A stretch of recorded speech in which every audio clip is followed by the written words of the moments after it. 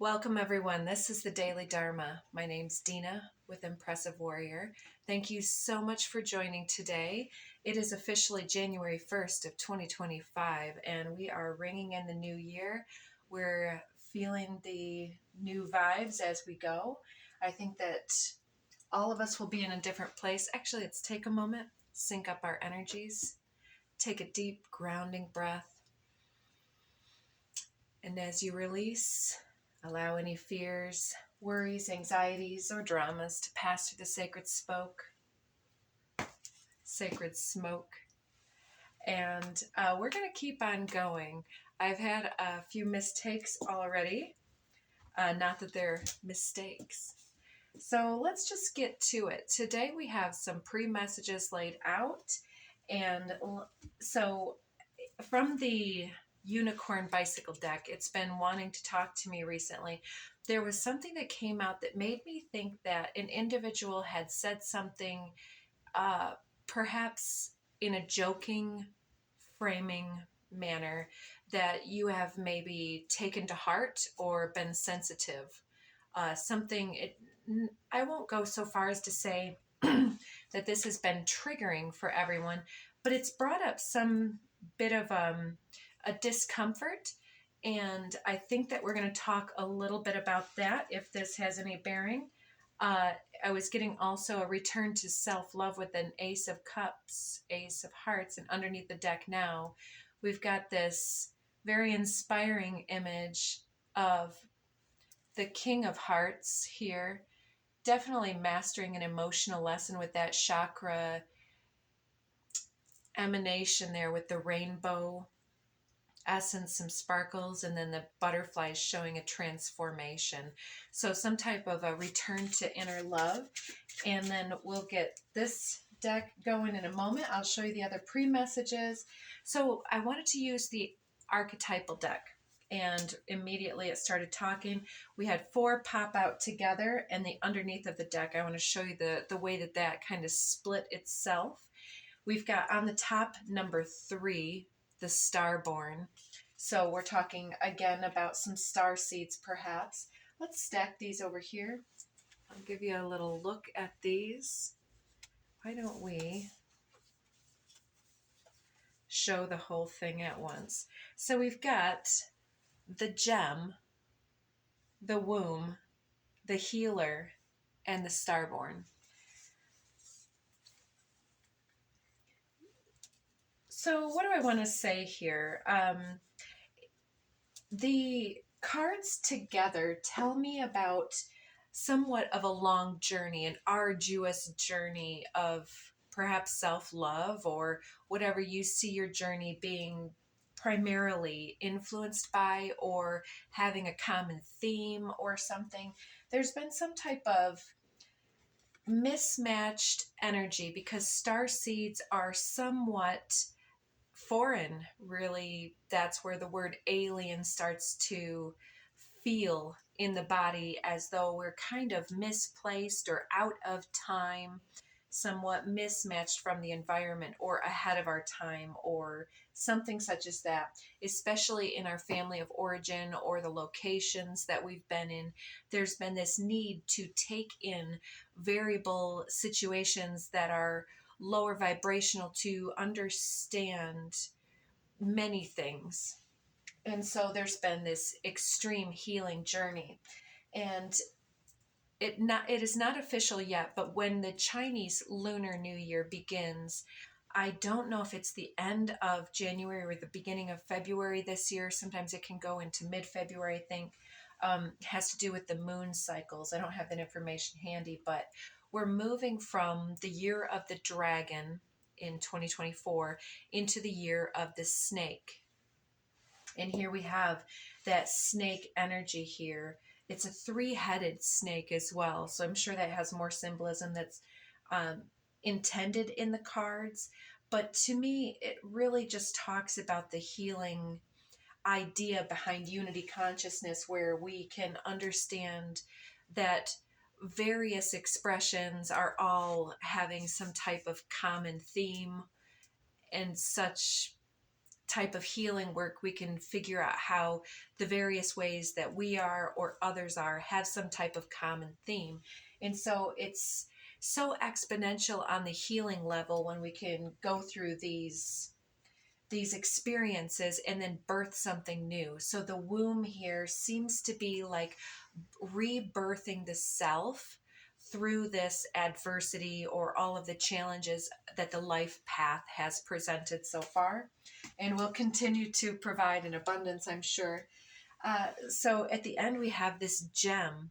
And I believe that with all these rainbow colors, after the depiction of the unicorn with the rainbow colors, we're again talking about the multifaceted persona and the subjective people and beings that are so vast and diverse, and the experiences and the nuance of the human dimension, and however that comes through in your world. It's like you've been applying all of these various chakra objectives and needs for healing and integration, and you've done a lot of work.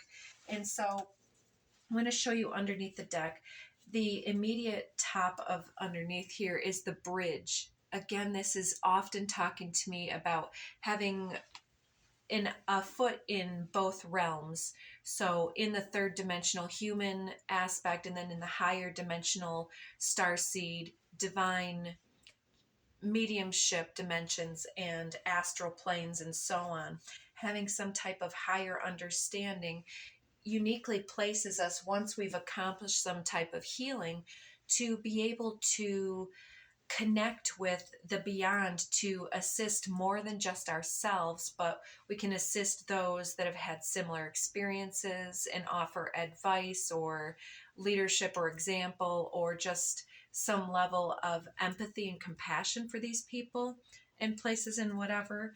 Or we can even go so far as to understand what we haven't had misfortune to witness suffering firsthand or secondhand even, and we can still provide some type of unique information by channeling things that we have somewhat the feeling that on the earthly level we have no business knowing. And so we're tuned into something beyond the human third dimensional material realms here, and we're bridging the earth with the beyond. And under that, let's see, how many do we want to show here? Let's go from the back.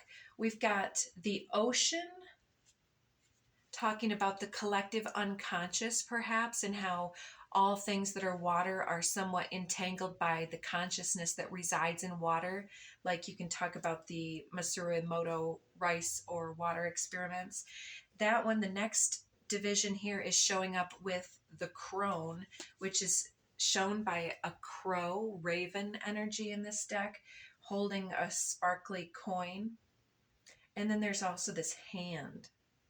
So it's coming through with a bit of a reference to yesterday's reading. It came through with a different depiction, but I'm seeing this transfiguration essence again. What about that really old, was it 90s movie, The Crow, and it had that guy that was like some anti-hero, and didn't he turn into a crow? He was from the other world.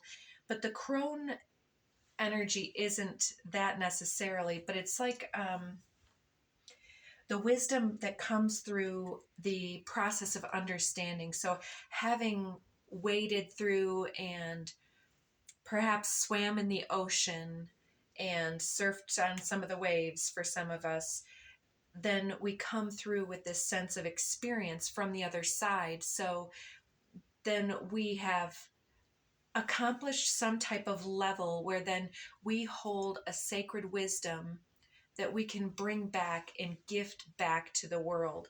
And that's what I'm seeing with this coin. It's like a medallion in a way. And it's like there's also this saying about a bird in the hand. Isn't it like worth two in the bush? Or anyways, I'm not sure. But a bird in the hand is talking about the resources that we already have, and that we can work more efficiently and effectively with the resources that we already hold instead of waiting for something else to transpire from the woodwork. We've got also then the unseen.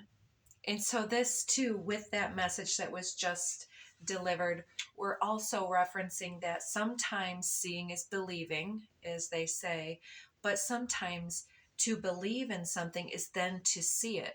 On the quantum level, we can talk about the observer bias. If you set out to find something, then you will find it.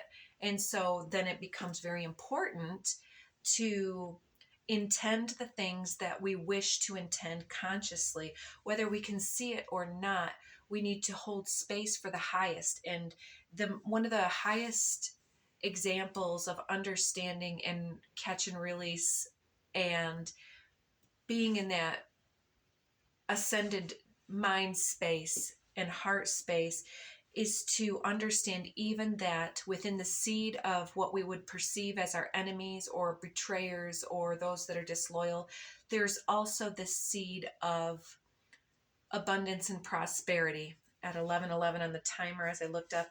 So we need to, again with me and that word need, with the unseen, especially with the unseen showing up in the reverse, which we don't really read reversals here on the channel, but if it shows up, I'll just mention that it's kind of like trust that there's something that we may not have seen. And so when we are trying to manifest or when we have hope and inspiration, that creates the bias that then we find more to be hopeful about. We find more clues that things are starting to work out. So when we start to think in terms of miracles and manifestation and trust, and that the universe is here with all these resources in abundance that we don't see working out in the background. When, for instance, if you have some of these lower vibrational fears and anxieties that might go through your head after or during social interaction, or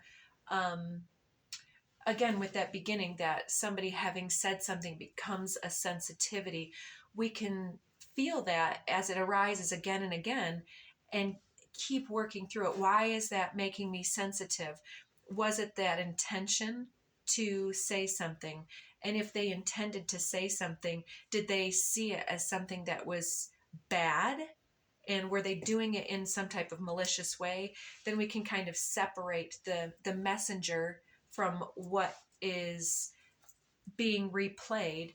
And then also we can look into what is it within ourselves that's being kind of pinged by that tuning fork that is held within that. There's something that we don't feel comfort in feeling, whether it's like, is that thing true, or are we thinking that this person intended something, or even with jealousy, we can talk about jealousy as well. When somebody says something in a joking manner, and this can strike a nerve for, I can think of multiple situations where this might be something like, you know, you've been waiting on love for years, and your best friend comes and tells you that they've met the person of their dreams and they're already talking about marriage, even though you're happy for this individual and, you know, over the moon for this individual. Sometimes it can create a sensitivity about why not me type of thing,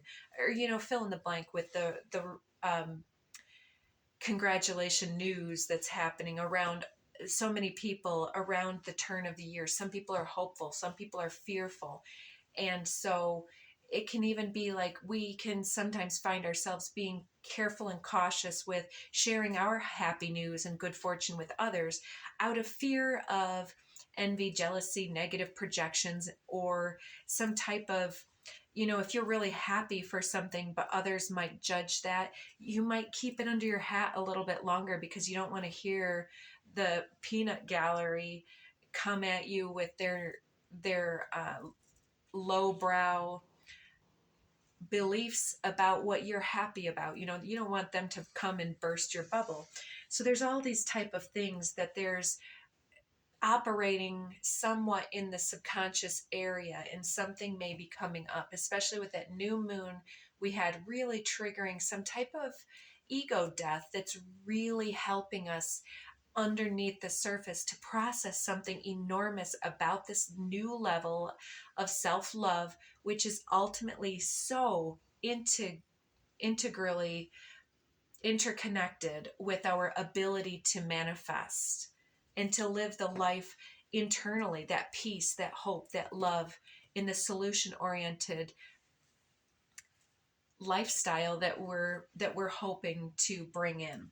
What else? We've got the shaman. Isn't that gorgeous? There's another snake there. You're really tuning into something and considering all of these various nuances and feeling your way through some huge transformation. So don't lose hope on your path. It only hurts in the resistance once we can embrace the thing. The other day it came through for me again as toxic shame. That was something that I witnessed that had been somewhat passed down through various situations in order for me to understand how then I can mirror that back into my experience and continue to live out some type of self-judgment, judgment of others, and so on. And so it can work through so many various different ways.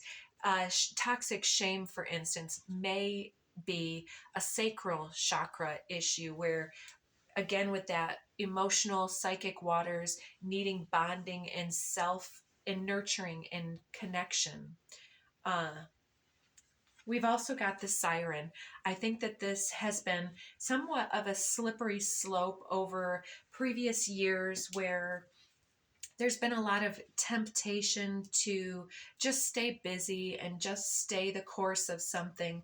But I think that now the temptation of joy is so much more alluring and inspiring and magnetic at this point to you than any type of going back to what wasn't working to try to, it's like doing the same thing over and over again and expecting a different result. I think you've done many different trials and errors and attempts at shifting something, and it's finally moving. And I think that this is creating a return of your energy, which is returning magnetism and power.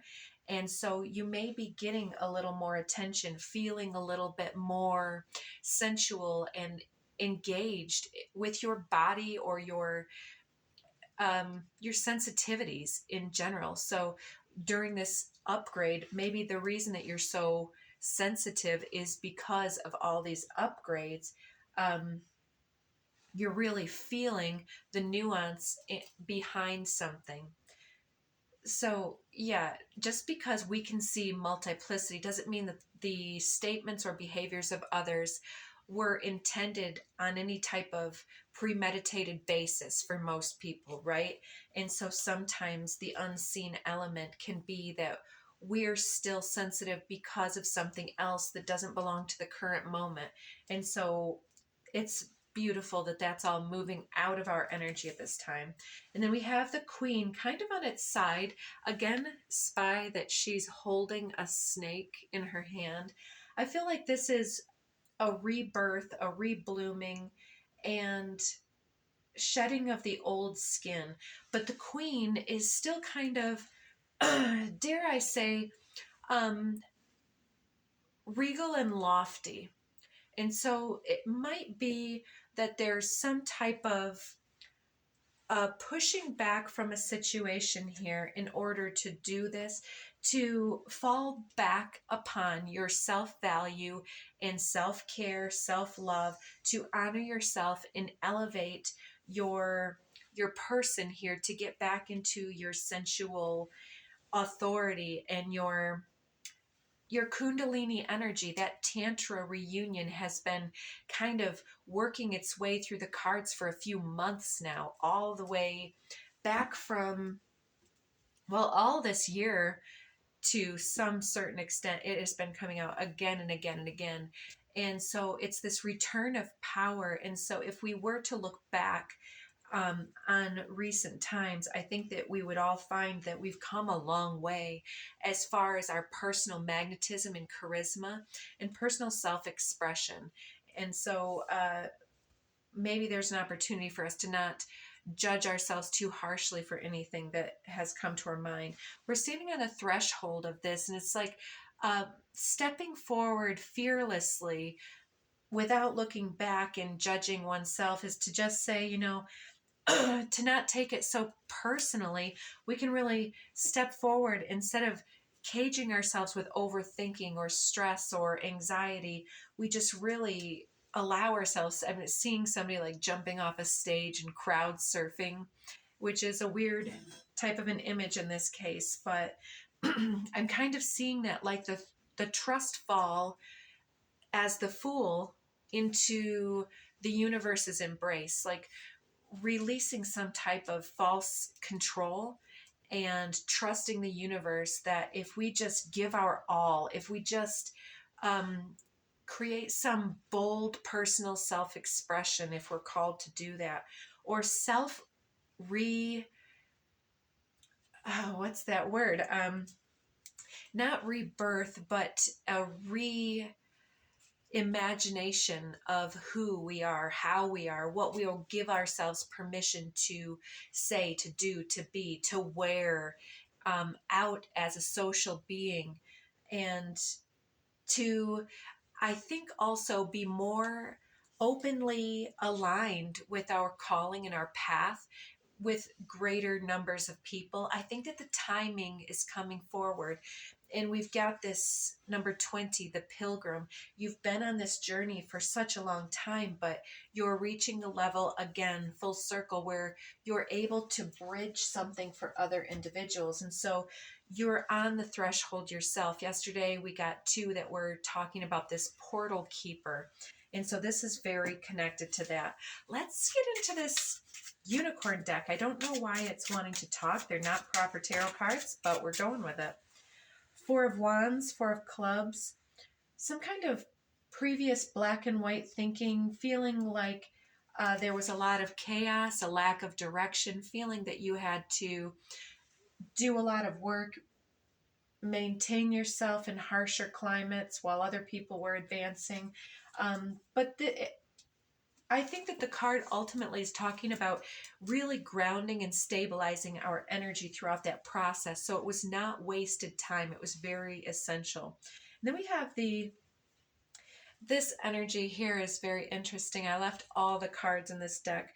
So this is just like a title card.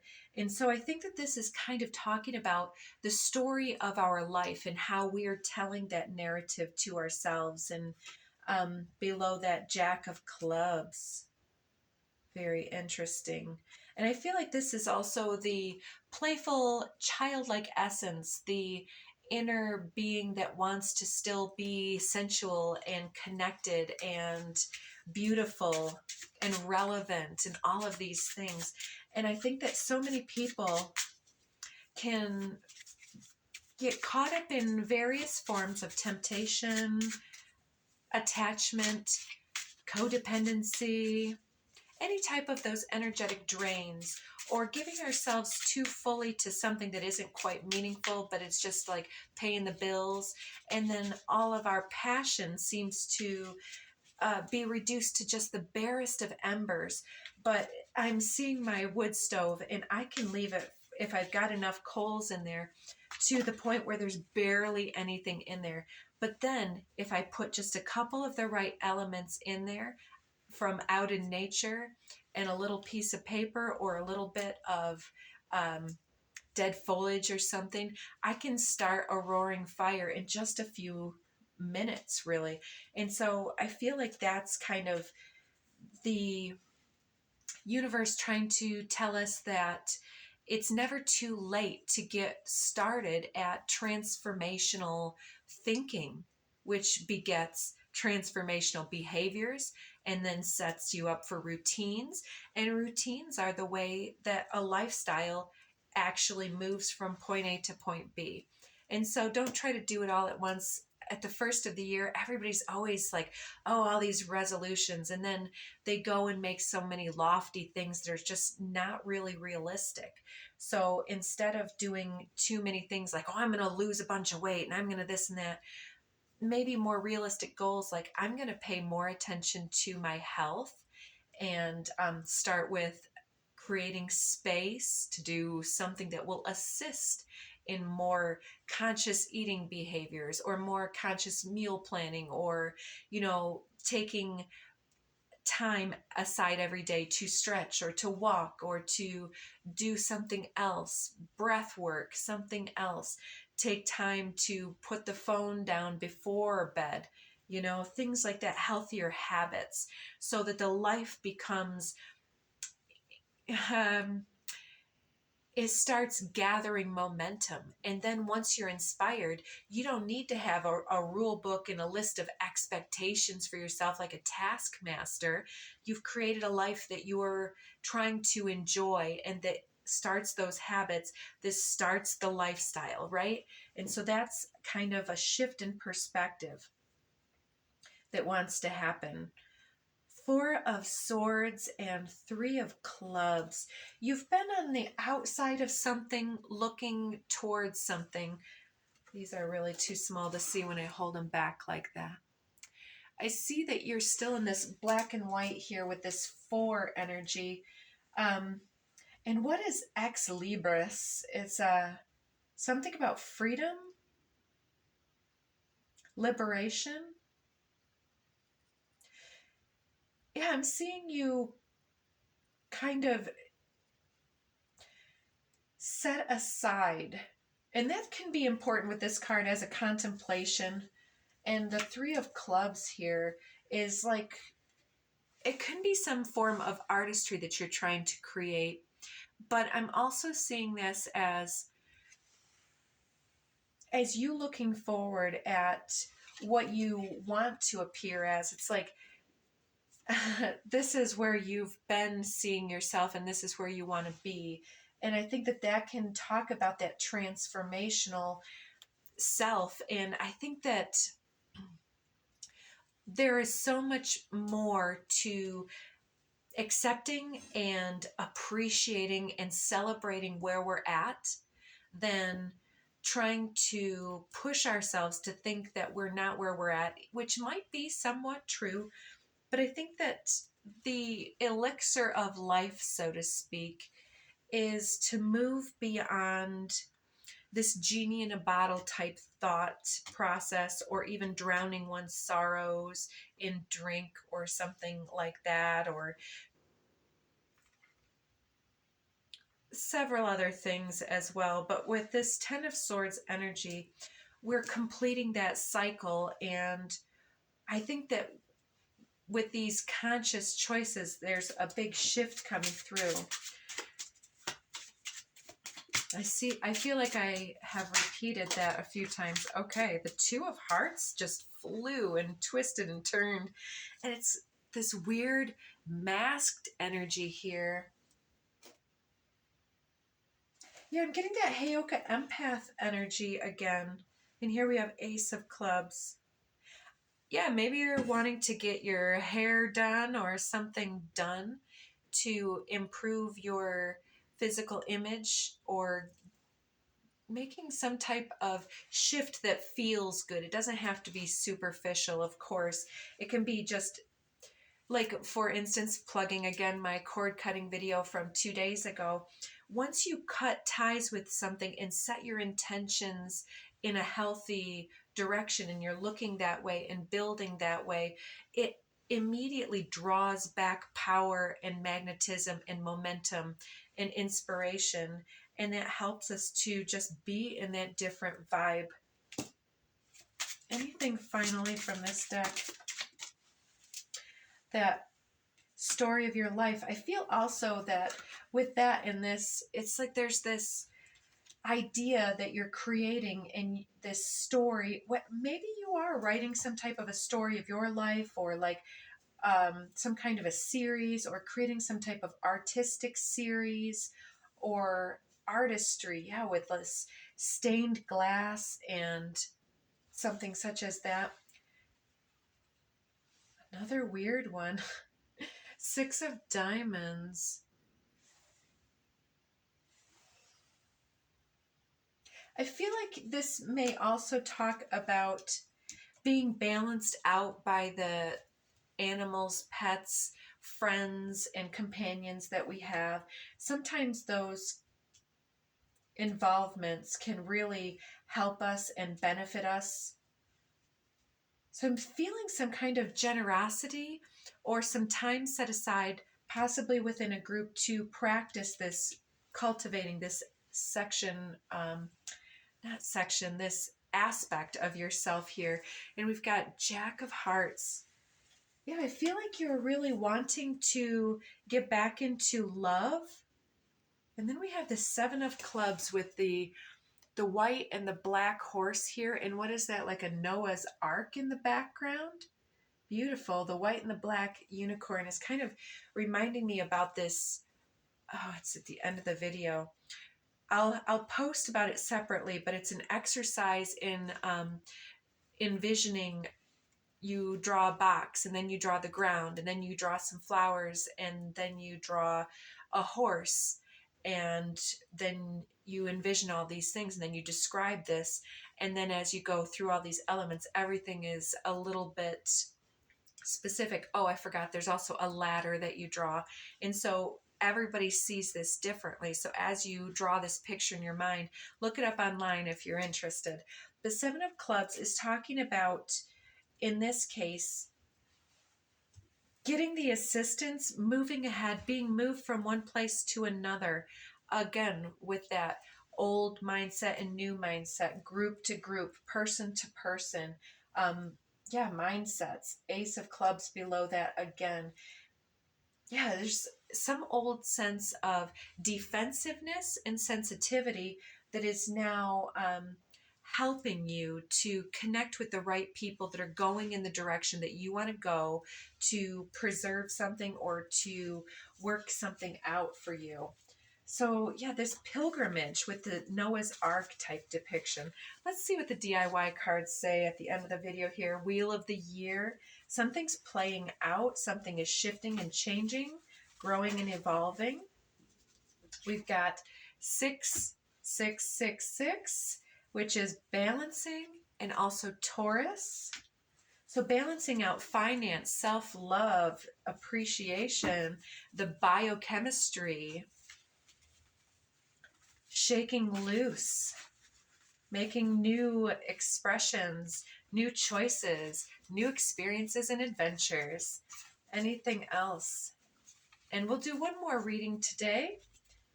So let's see. Any final thoughts? Somebody may be missing you, and it may be time to look deeper into that situation. Let's get you an oracle card message. Unexplained Wonder 44. Magical blessings and miracles are occurring in your life right now. All of your prayers are answered now. Beautiful. And that's what I was getting with the Ark and several other things. Accepting, getting assistance from the universe, TrustFall into the universe, and knowing and hoping and intending and believing it, and then receiving it. So make space for that miracle to occur in your life. And also love where you are right now. Stay in the present. You're right where you are. Appreciate who and how and